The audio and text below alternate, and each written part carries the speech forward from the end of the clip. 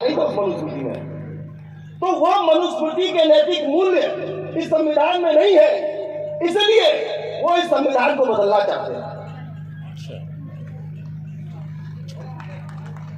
और इस संविधान को जो बदलना चाहते हैं उसके खिलाफ ये सभा का आयोजन है, उसके खिलाफ किस कार्यक्रम का ये आयोजन है, उसके खिलाफ हम लोग यहाँ सब बैठे हुए लोग हैं।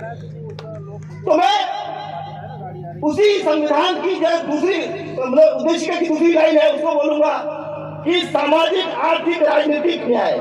सामाजिक न्याय, आर्थिक न्याय। आर्थिक न्याय का मतलब क्या? एक तरफ है इस देश की मेहनत का आबादी जो है बहुजन आबादी, दलित आदिवासी पिछड़ों की आबादी, जिसको 2 जून की रोटी नसीब नहीं है, भरपेट भोजन नसीब नहीं है, छत में एक छत नसीब नहीं है, तन पे कपड़ा नसीब नहीं है। और दूसरी तरफ इस देश के इतने बड़े अमीर और पैसे वाले लोग हैं जो पूरे विश्व में सबसे महान अमीरों की श्रेणी में आते हैं, अडानी, अंबानी, टाटा, बिरला जैसे लोग। क्या आर्थिक न्याय है आज इस देश में? क्या बराबरी का न्याय है इस देश में? एक तरफ मुट्ठी भर लोग, 1% लोग जो भारत की 70% संपत्ति को कंट्रोल करते हैं, दूसरी तरफ 99% लोग जो जैसे तैसे गुजर बसर अपना जीवन कर रहे हैं। तो यह आर्थिक न्याय तक हमें हासिल नहीं हो पाया 75 सालों बाद में। उद्देशिका में जो बाबा साहब ने लिखा था, जो सपना देखा था, बाबा साहब के अलावा उस समय जो और क्रांतिकारी शहीद थे, क्रांतिकारी लड़ाके थे, जयपाल मुंडा जी थे, हसरत मोहानी जी थे, भगत सिंह की पूरी धारा थी। इन लोगों ने जो आजादी के आंदोलन के समय जो सपना देखा था, जो संविधान अपनाया, आज 75 सालों बाद भी हमारा संविधान को लागू नहीं हुआ है। उसी संविधान के भीतर जब आरक्षण की व्यवस्था के लिए बाबा साहब को बहुत लड़ना पड़ा, और जब आरक्षण की व्यवस्था हुई संख्या के अनुपात में, इस देश के दलित और आदिवासियों को आरक्षण की व्यवस्था हुई, तब बाबा साहब लगातार कह रहे थे कि इस देश के पिछड़े भी सामाजिक और शैक्षणिक रूप से बहुत पिछड़े हुए हैं, उन्हें भी आरक्षण की व्यवस्था होनी चाहिए। तमाम सवर्ण जातियां एक तरफ हो गई, पिछड़ों की आबादी ही नहीं है, पिछड़ों की जनगणना ही नहीं है, पिछड़ों के सामाजिक शैक्षणिक पिछड़ापन है उसका कोई इंपीरिकल स्टडी नहीं है, तो उनको आरक्षण क्यों दिया जाए?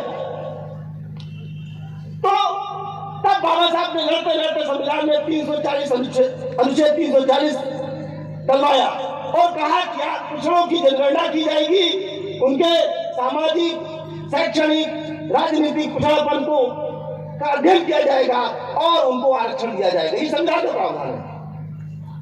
उसके बाद एक काका कालेंकर कमेटी बनी, फिर उसके बाद मंडल कमीशन बना। जानवरों की गिनती है इस देश में, गाय, घोड़ा, बैल, बकरी की गिनती है इस देश में, लेकिन आजादी के 75 सालों बाद भी पिछड़ी जाति के लोगों की गिनती नहीं है, ओबीसी के जाति के लोगों की गिनती नहीं है। जो कमीशन बने सबने कहा पिछड़ी जातियों की गिनती करो, नहीं माने। बल्कि जब 1900 मंडल कमीशन आया, उसने बोला कि देश में 52% से ज्यादा पिछड़ी जाति के लोग हैं और उनको आरक्षण की जरूरत है और उनको आरक्षण देना चाहिए।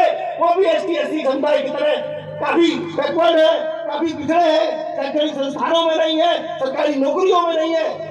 तो जब ये मंडल कमीशन ने ये बात कही तो उसके खिलाफ कमंडल लेकर अटल बिहारी लाल कृष्ण आडवाणी रथ यात्रा पर निकल गए। इस देश में उस आरक्षण के प्रावधान के खिलाफ, पिछड़ों के आरक्षण के खिलाफ भाजपा RSS ने अभियान छेड़ दिया, कमंडल अभियान छेड़ दिया। और उसके बाद जो आज ये एक मुख्यमंत्री है दिल्ली के केजरीवाल, एक यूथ फॉर इक्वलिटी नाम का समूह था उस समय, कम से कम 5-7 नौजवानों ने आत्मदाह कर लिया, आत्महत्या कर लिया पिछड़ों को आरक्षण देने के खिलाफ। लेकिन इतना प्रबल विरोध हुआ, लेकिन जब आज ये खुद का आरक्षण EWS के नाम पर ले रहे हैं तो क्या इनको शर्म नहीं आ रही है? EWS के नाम पर खुद का आरक्षण सुनिश्चित कर रहे हैं। इस देश के 12% लोग, 15% लोग मान लो, वो 10% आरक्षण जो आर्थिक रूप से कमजोर सवर्ण है उनके लिए उन्होंने ले लिया, और पिछड़ों के आरक्षण को पिछले 75 साल से विरोध कर रहे हैं। यह पिछड़ी जाति के लोगों को समझने की जरूरत है। यहाँ पे बहुत सारे लोग जो OBC इसको समझने की जरूरत है कि आपके हक पर, आपके अधिकार पर डाका डाल रहे हैं चंद सवर्ण लोग, और आपको समझने की जरूरत है जो आप समझ नहीं रहे हैं। तो ये तो ईडब्ल्यूएस अभी ले लिया, इस देश के 12% आबादी ने अपने लिए 10% आरक्षण सुनिश्चित कर लिया। बहुत साफ लिखा हुआ है और बहुत मजेदार है, और सुप्रीम कोर्ट जैसे एक मनुवादी संस्थान ने उसको स्वीकृति दे दी, उसको वैधानिक बता दिया।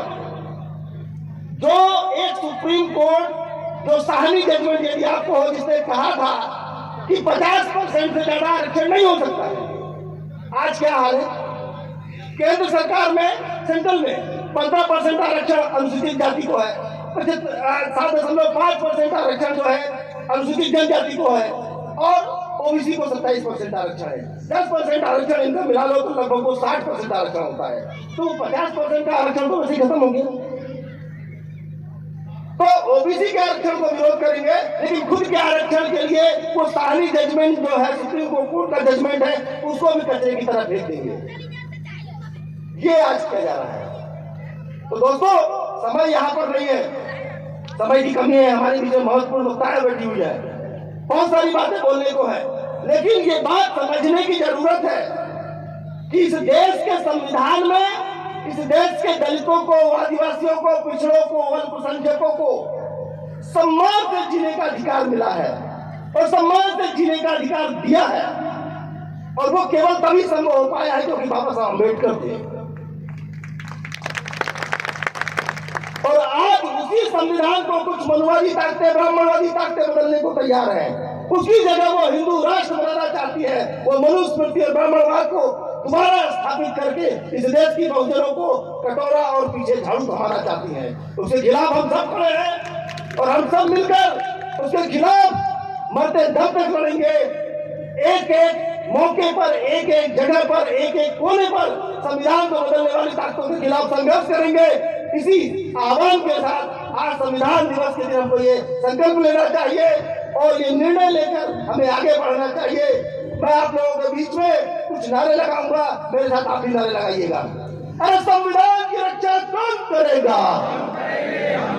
संविधान की रक्षा कौन करेगा? हम करेंगे, हम करेंगे। जो संविधान की बात करेगा वही देश में राज करेगा। जो संविधान की बात करेगा वही देश में राज करेगा। अरे जय जय जय जय जय भीम, जय भीम, जय भीम। अरे जय जय जय जय जय भीम, जय भीम, जय भीम। अरे जय संविधान, जय भीम, जय भीम, जय भीम। आप सबका बहुत बहुत शुक्रिया, आपने बहुत सुना, और आयोजक मंडलों का बहुत बहुत शुक्रिया, खास तौर से